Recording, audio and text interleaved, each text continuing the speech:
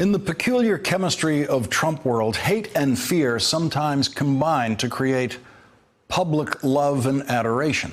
That seems to have happened to both Lindsey Graham and Donald Trump Jr. Lindsey Graham clearly hated Donald Trump when he was running against him for president. The world's biggest jackass. He's a race-baiting, xenophobic, religious bigot. He's an opportunist. I think he's a kook. I think he's crazy. I think he's unfit for office. And when the Access Hollywood video came out showing Donald Trump bragging about his favorite form of sexual assault, Lindsey Graham tweeted, "Name one sports team, university, publicly held company, etc., that would accept a person like this as their standard bearer." But Donald Trump was already the Republican nominee for president, and there was nothing Lindsey Graham could do about that.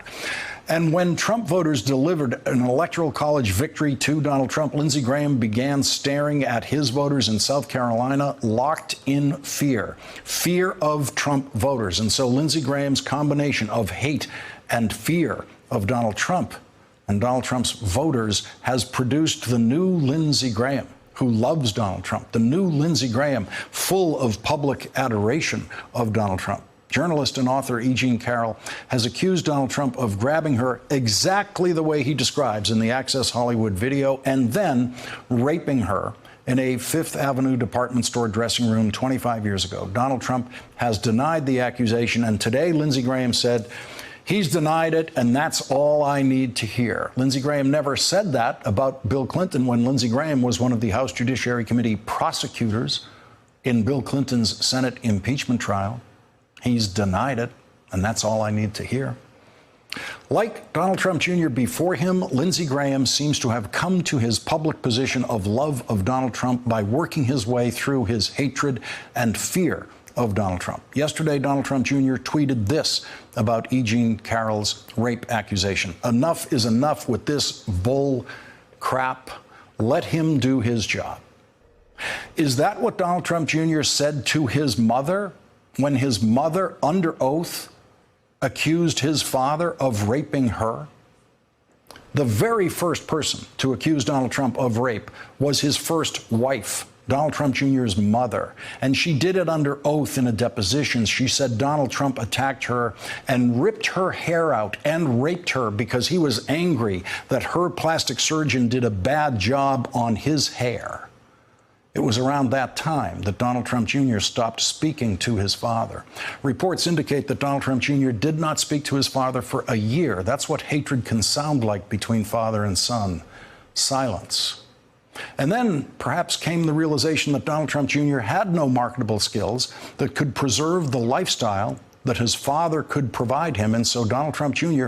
went to work for the man he wouldn't speak to for a year. And now when someone accuses Donald Trump of doing to her what Donald Trump Jr.'s mother said he did to her, Donald Trump Jr. says enough is enough. Money changes everything in Trump world. It even changes the word rape. After Donald Trump reached a financial settlement with his first wife, she gave Donald Trump a written statement about her rape accusation. She said, "During a deposition given by me in connection with my matrimonial case, I stated that my husband had raped me. I referred to this as a rape, but I do not want my words to be interpreted in a literal or criminal sense."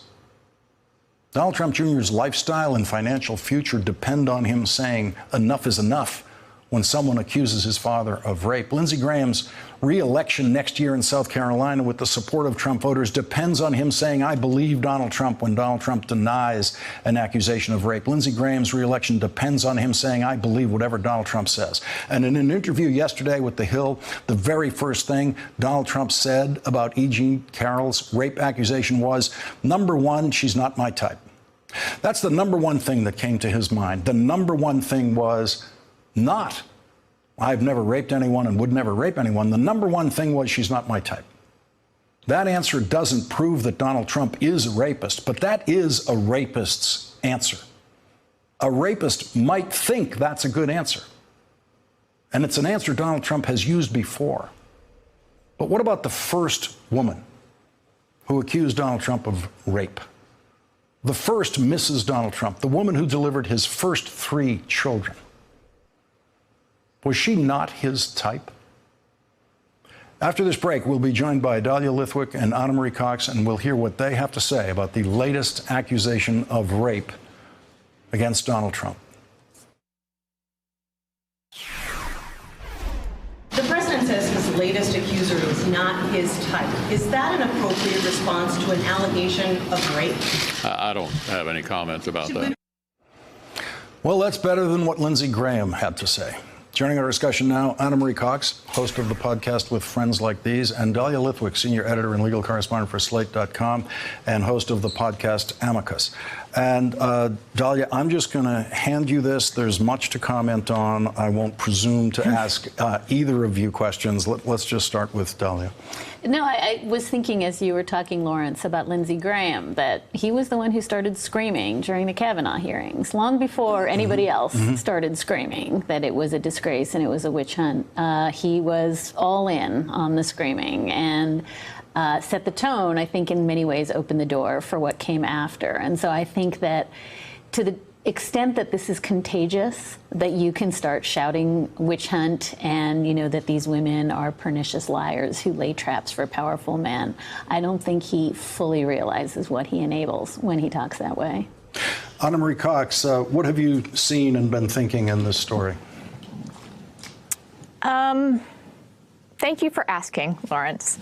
I think Dahlia and I and a lot of other women have been thinking about and talking about how to deal with the lack of reaction, right? Like how to deal with the media's lack of reaction, how to deal with our own kind of dawning sense of numbness to this, for this being like the 22nd or 23rd woman to accuse our president of sexual violence. And I want to point out that that numbness for a lot of women exists not because this is a distant problem, not because this is a problem that we see on the screen, like the images from the border, or something that we hear about in Congress, like the Mueller report. It is a problem that we get numb to because it exists in our own backyard, because it happened to us. And I want to point out that every time we talk about this, we are setting an example for the women who have yet to come forward about how we're going to discuss their story. And that is what truly tears me apart today, Lawrence, is thinking about the millions of women who have yet to say something to anybody about what's happened to them. And to see Jean Carroll being judged, to see her being torn apart, to see her being insulted by the president.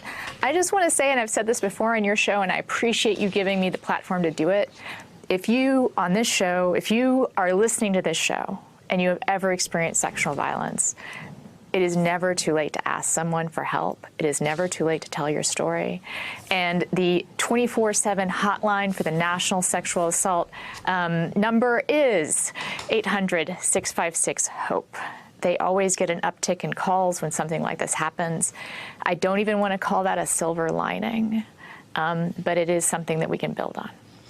Dahlia, you've written about the press's reaction to this.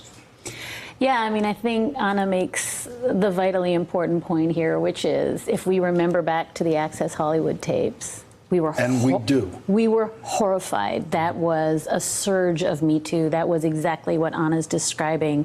We all realize this is the water we swim in. We all live this. And the idea that in much the same way that a year ago, family separations at the border were horrifying, and now we're just numb. We're trying to have feelings, but it's breaking us.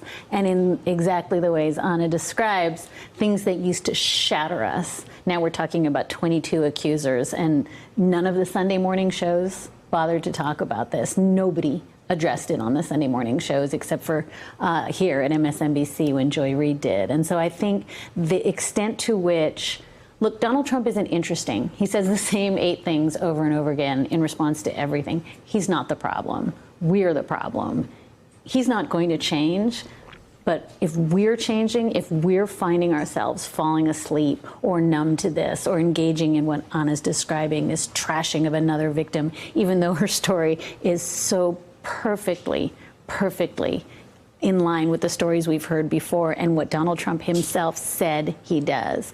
If we're unable to react, that's the thing that scares me. That will far outlast Donald Trump's presidency. And Anna Marie, when E. Jean Carroll was on this program Friday night, the day that the story broke. When I introduced the subject, I mentioned that she had 2 corroborating witnesses from that time who she told about it, and those witnesses had spoken to New York Magazine. But also, as one of the corroborating pieces of evidence, I played the Donald Trump Access Hollywood tape, in which he proudly describes his approach to women, which is exactly was his first physical approach to E. Jean before he then fully and completely raped her. And so much of the media has left out context and simply reported headlines like Donald Trump denies. Yeah, they've left out the context. They've left out the details of her story. They've left out the clear pattern here, right? Like, he has a consistent pattern from what these women talk about. There it is. It's a pattern that he himself has admitted to in the Access Hollywood tape. You know, he is an admitted sexual assailant. And again, I just don't think I can say this enough. That is a daily insult to anyone that's a survivor of sexual violence, whether you're a woman, a non-binary, or a man. It is an insult to who you are. And the thing that I worry about is, I think what Dahlia and I are both kind of talking around or talking through, which is how do we do something about this? How do we dredge out from who we are, from this numbness that we're starting to feel? How do we do something with it? And the one hopeful thing I want to offer is that because this is a problem that we swim in, because this is something that happens to, I have lost count of the number of women in my life who I've talked to about this happening, we can do something. Everyone thinking about this tonight has the power to change the way that they talk about this in their own life. They have the power to support someone in their life who has been a survivor of sexual assault, because I guarantee you that you do know someone. You have also the power to decide that this is something that matters to you as much as the Mueller report, as much as interference in the election, as much as emoluments. You can demand that this is something that America needs to pay attention to, and you can raise the voices of the women who have been through it, and we can stop talking about Trump. I think that Dahlia is totally right about this. His denials, his dismissals, whatever it is that he says, isn't important except insofar as it confirms his behavior. What we need to do is talk about and to the women that have been through this. And Dahlia, one of the things that I'd suggest, based on your writing and others, is that people need to learn to listen slower.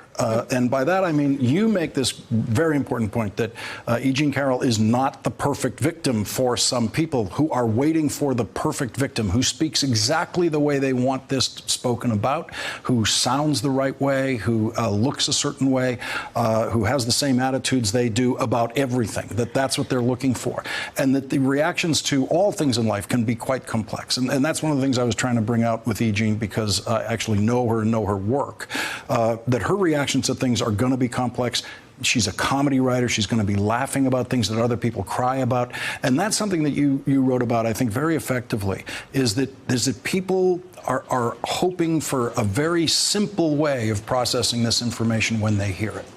Yeah, I mean, we don't all describe robbery the same way. We don't all describe a bar fight the same way. The notion that women all have to be 1930s, heroines of those crime sagas is preposterous. I think you're exactly right. And I actually want to thank you for listening to her on Friday before almost anyone else did. Well, and before we go, let me just tell the audience the best thing you can do is read what E. Jean Carroll herself wrote about this in New York Magazine and in her book that's coming out. Anna Marie Cox, Dahlia Lithwick, thank you both for joining us on this important subject. Really appreciate it. Thanks for checking out our YouTube channel. Subscribe by clicking on the button below for more from The Last Word and the rest of MSNBC.